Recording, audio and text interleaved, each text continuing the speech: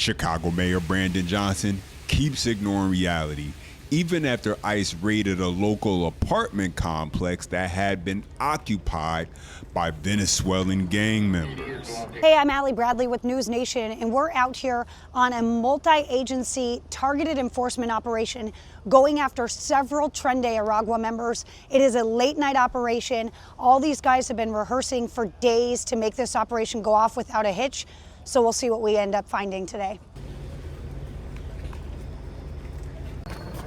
Oh, they got somebody. A couple guys right here.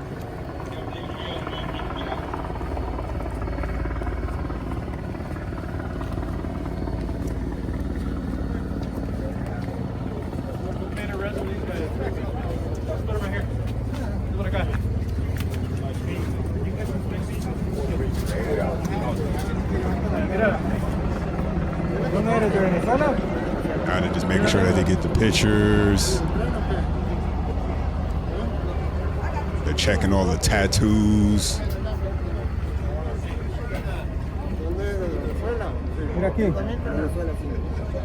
¿Cómo te llamas? Aquí, güey. Translators obviously needed because they don't speak English, so definitely need the translator there.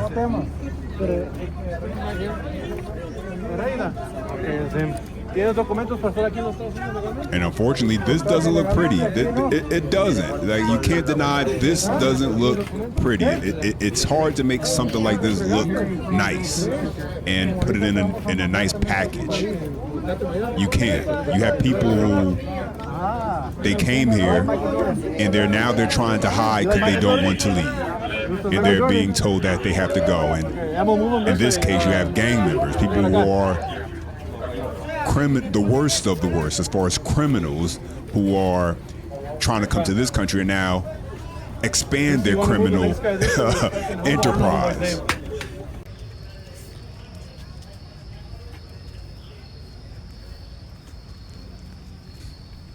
And the worst part is, yeah, they come into areas like this where they're the most underprivileged, and they stay in these apartment complexes, and yeah, it's people who they got to get up for work in the morning, they got jobs and things they have to do, but these are the people who are living amongst them, and they don't really have a voice, the people who live in this community.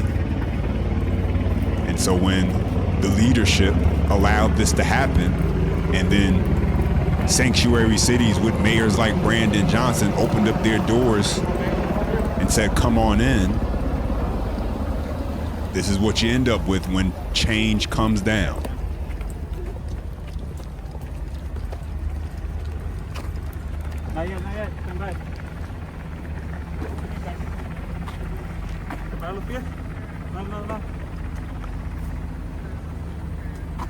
It just doesn't look good, unfortunately. Everybody wants the nice steak, but nobody wants to see how it's made. Nobody wants to see the cow get slaughtered, the throat get sliced, turned upside down, the guts get pulled out. You just want the pretty nice steak on your plate in a fancy restaurant, and it looks good. But this is what it looks like when you actually have to get down and dirty in order to get a job done, especially when you don't have the support of the local government.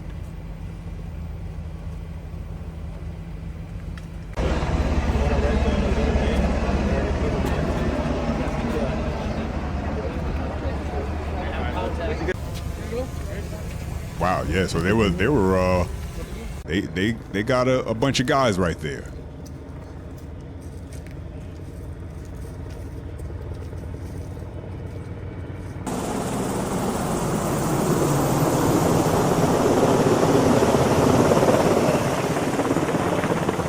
Out into what could potentially be a really dangerous situation. Tell me how you feel going into this operation with, gosh, it looks to be 300 federal agents and officers across the board. Yeah, definitely at least 300, but those 300 are needed.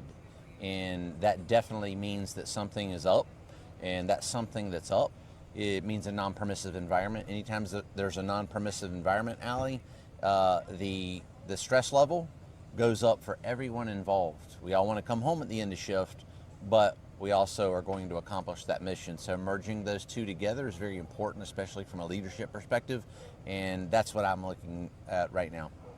What kind of danger are the guys and girls going into here? Is there a concern for safety going into this operation? The individuals that we're going after, Tren de Aragua, one of the most violent gangs that the United States is plagued with right now. They traffic in arms, they traffic in humans, they have little regard for life. And anytime you've got that mix in a high concentration in one area, problems can arise. So we know there's weapons.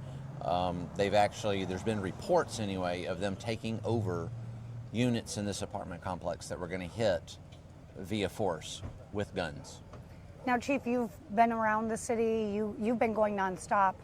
What would you say to the people who are against your operations right now when you're going and doing something like this to keep the community safe? What would you say to those people who are saying, you know, calling you guys Gestapo, things like that as you're walking around? What would you say to them? You know, I think the first thing I would say is, how about you live in the apartment next door to Tren de Aragua members that are trafficking in prostitution, guns, drugs, and taking advantage of American citizens in a violent way? Why don't you live next to them and then see how much of a Gestapo or a Nazi we are?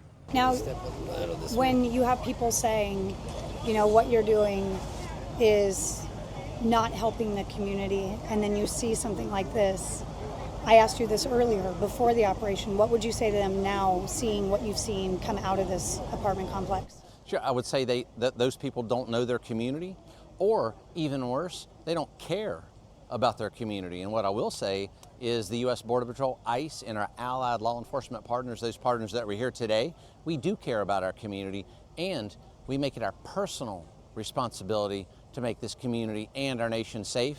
That's our personal responsibility. Yeah, exactly. These people, from the protesters to the mayor to the governor in these sanctuary cities and places like Chicago, who are out here fighting against this, I wonder if you asked any of them, raise your hand, if you sign up to live in the apartment, in the same apartment building as these people, how many people will be so quick to raise their hands, but they're the same ones who are, you see out here on the front lines, protesting with their signs, trying to block vehicles of federal agents, obstructing them from doing their job. But ultimately, none of these people would raise their hand and sign up to be neighbors to Venezuelan gang members. What they will do, though, is they'll go out and they'll protest and they'll say these people should be able to stay. They have the right as people who broke the law but still should stay here as long as they're not living next to us. And they can go ahead and they can march with their picket signs. But when they're done, they could put them down, take off their nice mask, and go right back to their pretty little neighborhoods, far away from where these people actually end up causing the most havoc, violence, crime, and danger. Well, happening now, protests resuming at an ICE facility. This is just outside of Chicago. Demonstrators gathering again today to oppose Operation Midway Blitz, the federal crackdown that has deployed hundreds of agents all across the city each day. So federal agents, they've been using pepper balls, tear gas to break up these earlier demonstrations, and that has drawn criticism from some local leaders. ICE officials insist the operation is targeting undocumented immigrants with criminal records and disrupting some dangerous networks at the same time. But protesters say these raids are tearing families apart and destroying neighborhoods in the process. The protesters can say whatever they want. It doesn't make it true. They're not on the ground level doing the job that these agents are doing. They're not removing criminals, gang members from apartment complexes. And so when they say these things as far as families being broken up, okay, it's just what they're saying. They don't know what's going down. It's just gotten to the point where the protesters, they're so Trump deranged.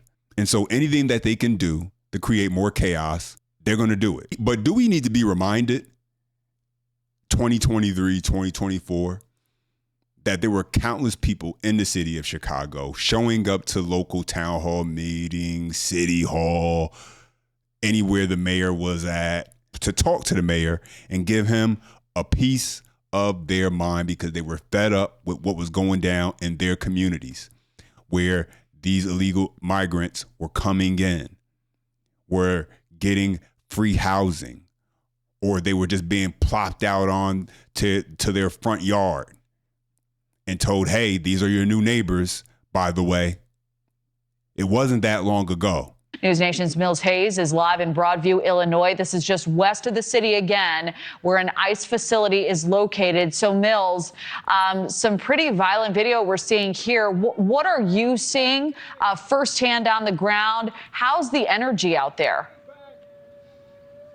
Hi, Kelly. Well, we're seeing a lot of trash talk between the protesters as well as the officers here on the ground. I actually want to show you guys a little bit of a closer look at how many officers there are right here. We did just speak with one of the people who is from the Public Affairs Office, who says that so far today they've had 40 arrests in the Chicagoland area. Now, of course, you see right there, that is Border Patrol Chief Gregory Bavino. And we know sources telling News Nation that Border Patrol has actually taken over as security for this facility right here. And it appears that they're opening up these gates right here, these fences put into place about a week ago, especially as we have seen those protests ramp up. They really started about a month at this point, but they've been on and off. And of course, last night we did see some of these officers deploy less lethal ammunition, including tear gas as well as pepper spray balls. And it looks like they may be opening this door right now to get this opening so they're able to get some of those cars through here. We did just see some ICE detainees come through at this area moments ago,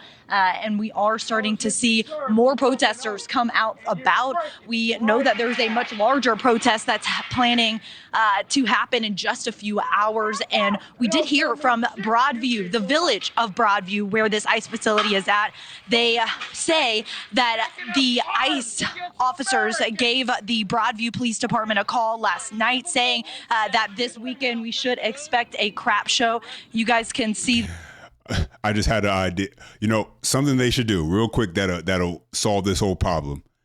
Everybody who wants to be outside and want to do all this protesting, tell them, okay, sure. You open up your home and let them come stay with you, since you're so comfortable with doors being left open and people just coming on in who weren't supposed to even be here. Let them come stay with you. Open your door up to your home and let them come stay with you. That'll clear out a whole lot of space real quick. This is Border Patrol Chief Gregory Bavino speaking to protesters. Move it right now. Move it right now. All right, so we're going to continue to walk a little bit further because they are moving us back right now. And of course, we don't want to be hit by this less lethal ammunition that's happening.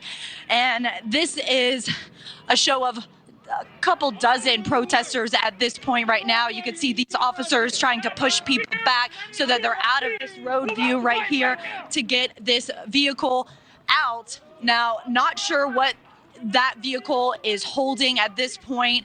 Those appear to be ICE officers going out into the community to conduct more enforcement operations. We know, again, today so far, they tell us that there have been 40. I mean, these guys have to move with force and structure, because when they don't, things like this are allowed to happen.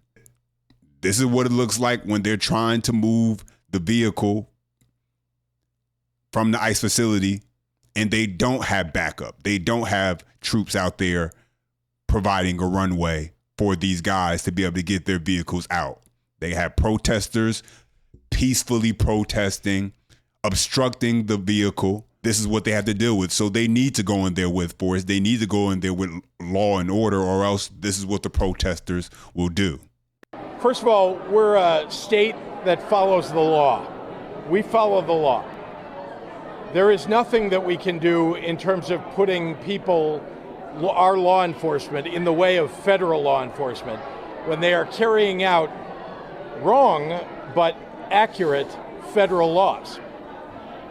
We need comprehensive immigration reform. That is what will matter. And what we can do when it comes to troops being sent in to Chicago and to the state of Illinois is immediately go to court. We're prepared to do that. Indeed, we've seen it in Oregon already. But we've got to see those troops. They have not been called yet to the state of Illinois, to the city of Chicago. We've seen some memos but nothing actually happening yet.